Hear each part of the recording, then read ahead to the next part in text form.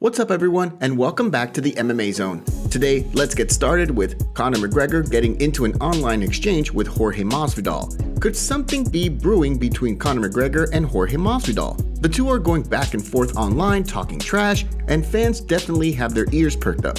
In a recent interview, Masvidal was asked about the possibility that McGregor would want to fight him whenever the Irishman returns from injury later this year. This is what Masvidal stated in Spanish to ESPN Deportes. He is false. He knows that I'm a man who hits hard and that I come to kill. I don't come to hug in a cage. I'm gonna give everything inside me to kill him. I have a little size, although now he's shooting up and putting steroids and all kinds of things in his body, but he is still a little boy.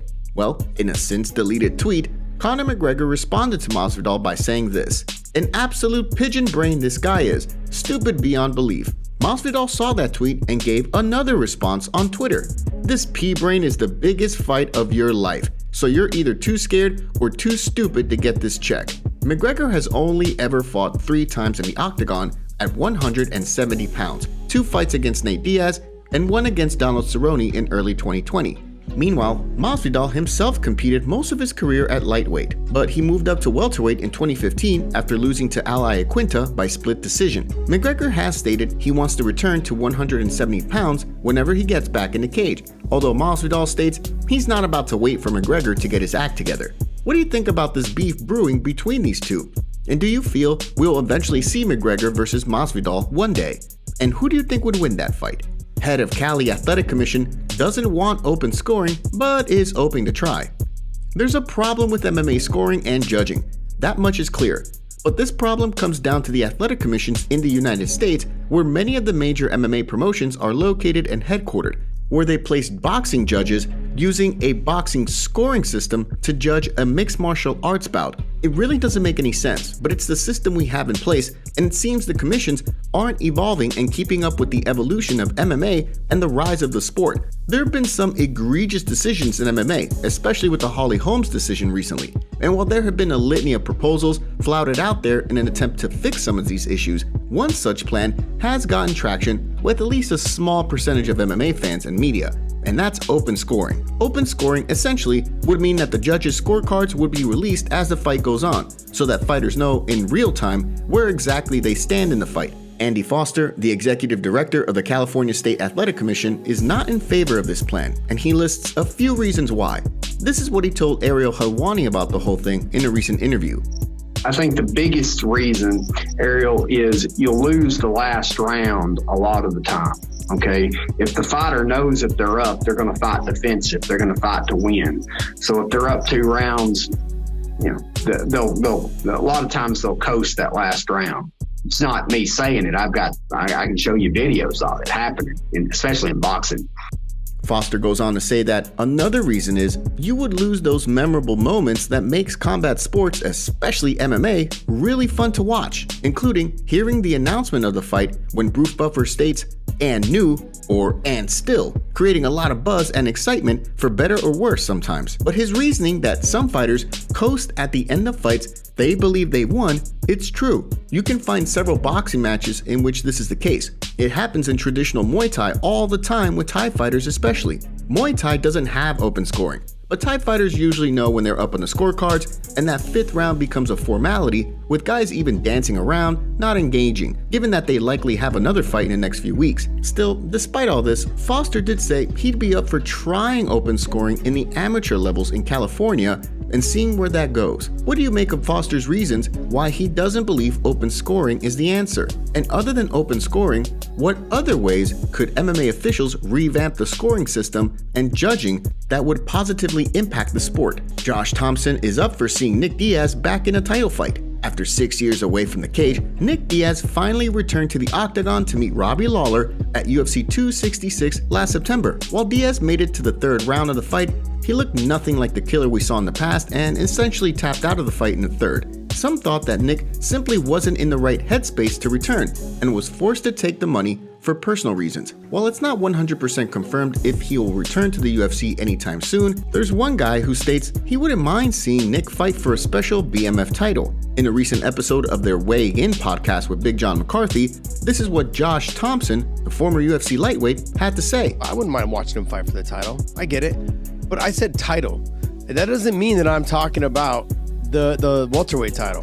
I could be talking about the BMF title. I wouldn't mind watching him and Masvidal fight. Oh, Masvidal and his brother fought. I wouldn't mind watching, Masvidal and Nick fight. Nope. We've said that when Nick came back into the UFC, we were talking about that. Yeah. That was the fight that they should have made right away for the BMF belt. Masvidal won the BMF title after he beat Nick's brother Nate in a highly anticipated fight. A bout between Nick and Masvidal would have a lot of storylines going into it. It's also worth noting that Nick Diaz is only 1 year older than Masvidal, but Nick hasn't spent anywhere near as much time in the octagon as Gamebred over the last decade. But what do you make of Josh Thompson's words here? Do you agree, or do you feel that Nick should just stay away from the octagon?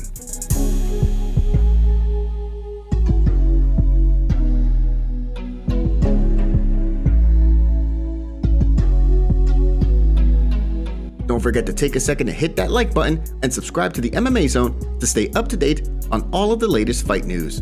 TJ Dillashaw says Dominick Cruz is salty and jealous. TJ Dillashaw is likely going to get the next shot at the bantamweight title after Aljamain Sterling was crowned the undisputed champion following his big split decision victory over Peter Yan at UFC 273. Sterling called out Dillashaw following his big win, saying that Dillashaw is the former champion and that he wants to solidify his position by beating someone as high level as TJ Dillashaw. But TJ is a bit of a polarizing figure.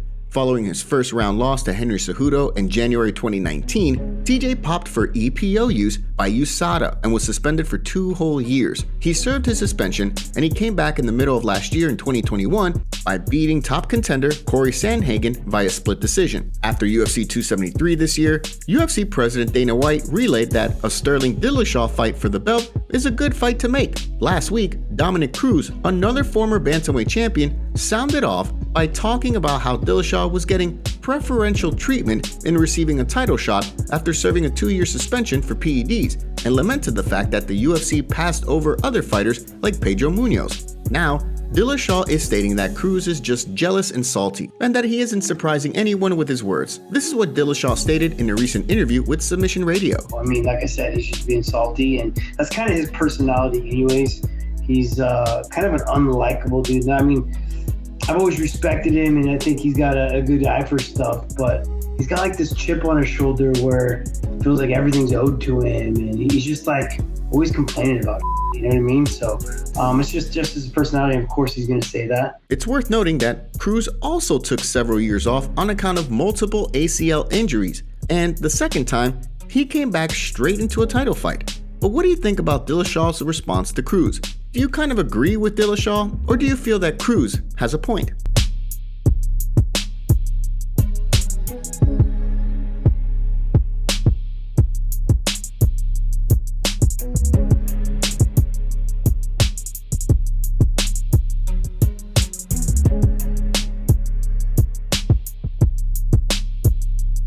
Amanda Nunes thought Julianna Peña was going to talk more trash during tough filming. Julianna Peña had been calling out Amanda Nunes for several years before she finally got her shot at the UFC Women's Bantamweight title last December.